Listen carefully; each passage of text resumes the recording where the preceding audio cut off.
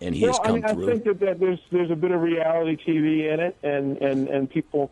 I think there's those that criticize Tiger for his flaws, but I say it makes him more human. Yeah. I think it makes him more real that he's flawed. He's not a robot. He's not a cyborg. He's a man. He's flawed. He makes mistakes. He struggles at times at certain things, and he doesn't have continual success. But when he's on, he is the most elite thing going, and that's the statement. Tiger is more human now than he was before. Yep. I find it interesting too in reading Heine's book about him that the guy's not afraid to change things in his game. You know, like a lot of people get into what they do and they're not going to change anything. They're not going to risk that. But Tiger's totally open to changing his grip, his stance, everything. And I go, wow, that's amazing that this guy's got the most beautiful swing in the world, and yet he's going to change it. Mm-hmm. Well, I mean, you know, I think that's a statement of how Tiger was living. That, quite frankly, if it ain't working, he'll change it, whether it be right or otherwise. But it is working. I think that's a statement of greatness, that being the best in the world, the drive and ambition, that hunger that says, I'm not going to be satisfied, I'm never going to be satisfied, there is still better, and he continues to strive for it, even while he's the best. Yeah. And again, that falls in that LeBron category of guys that, quite frankly, great isn't good enough. Yep, no kidding. Okay, let's talk about it. Let's go to the Eagles. Yeah, we got it. We got to talk about it. What's your take on, of course, Riley Cooper getting videoed at the Kenny Chesney show, using some derogatory language, dropping the N-bomb, and the league has come, I guess, was it the league that came down on him or just the team fined him? Well, I guess the league is doing nothing. The league is going, well, he needs a little sensitivity training. Yeah. And so it's like, come on. And here's a team that's been through a lot already with the Michael Vick stuff, and now this. It's like, what's going on in Philadelphia? Well, this is big, and there's several different tentacles to this thing. This octopi has there's several different legs that are moving in several loose ends. First of all, even in your description of it, the N-bomb, it's bigger than a word. It's bigger than a word. It's bigger than a slur. It is the slur. Sure, yeah. And again, let me preface all of this by saying that I don't speak for all black people. Never have, never will. I live a different life, come from different places. I've lived all over the place and been in different scenarios. But I say that when I say these things, I say them from me. Okay. And in fairness, because there are people that you could talk to, and if you probably want to talk to Mark Curry, and by the way, one of my favorite comedians, so when you talk to him, you'll probably be able to have this discussion with him and get an entirely different feel. Okay. But in my mind, I don't like the word, period.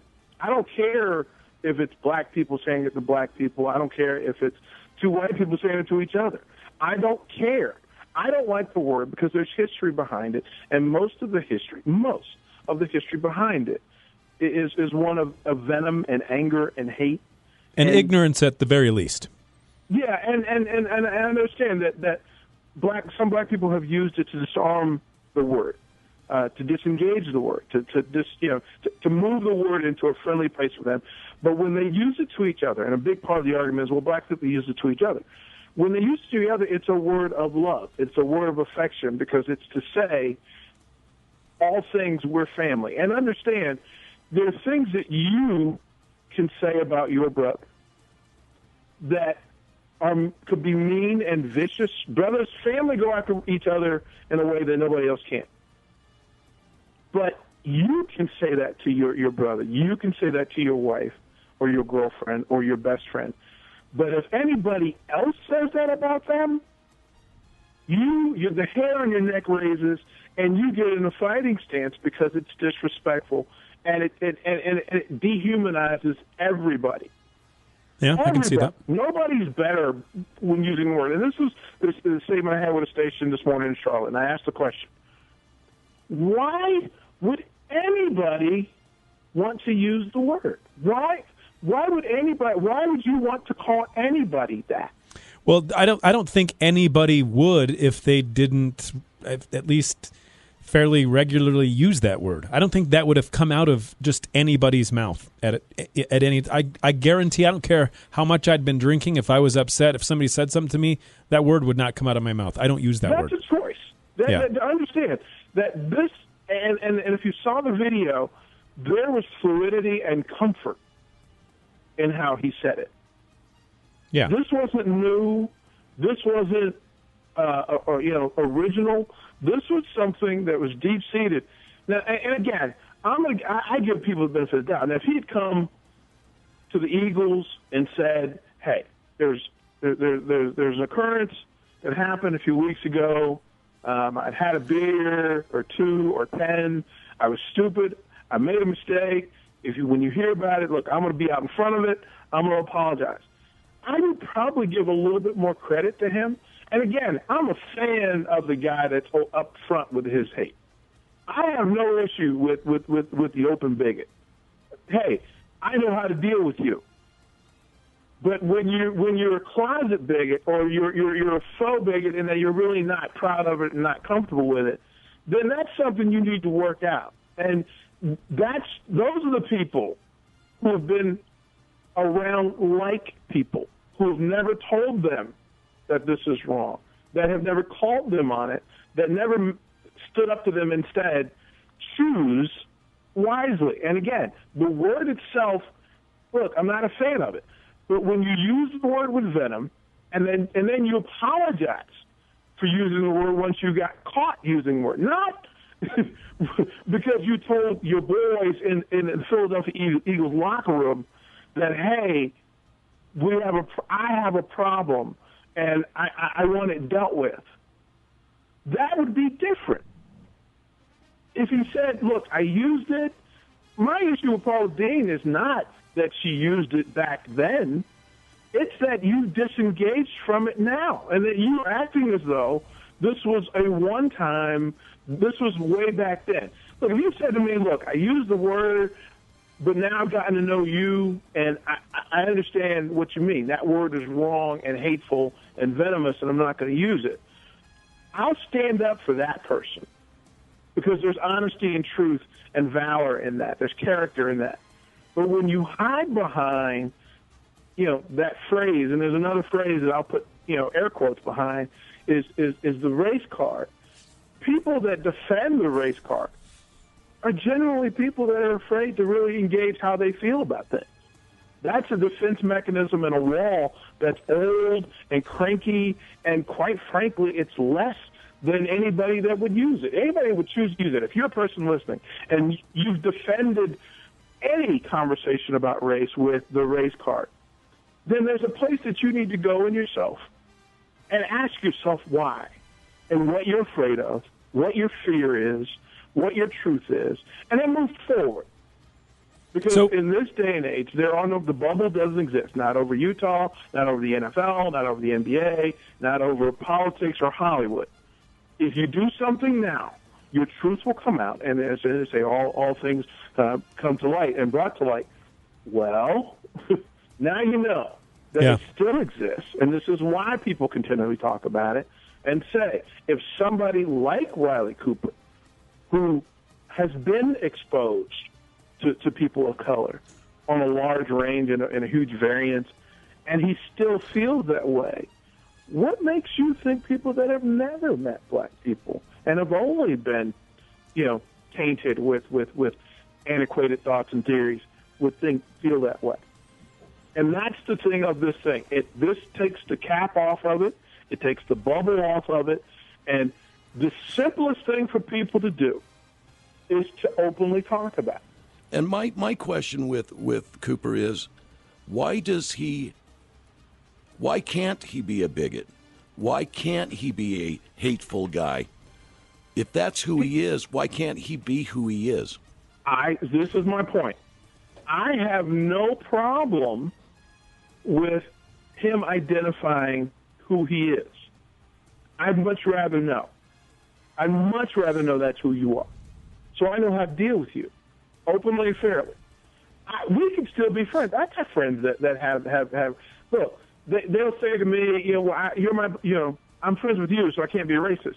No, What that means is you can't be racist to me. But I tend to look at people with clear eyes and say, look, I'm a different dude. I understand at 6 foot and 240 pounds, you might not say stuff to me. But if you say it to somebody else like me, who can't stand up to you and can't have this discussion with you, then I have a much bigger problem with you. Yeah.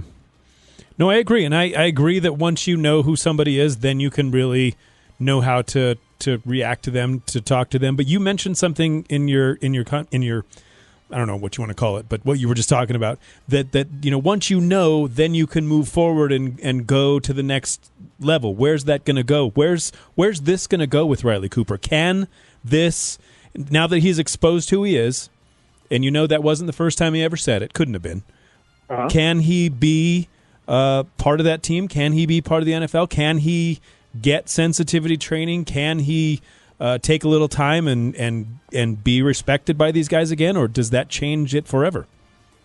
No, because understand that there are bigots of every color in every sport. Look, to understand that, and just it's that whole thing. Well, there's Mormons, there's Christians, they're atheists. By the breakdown of the American population and culture, there's a little of this and a little of that everywhere. And what sports does, and this is why it's so surprising, sports is always the place that gets to that barrier first. Sure. First, long before politics gets to it, and before religion gets to it, and before money gets to it. Sports.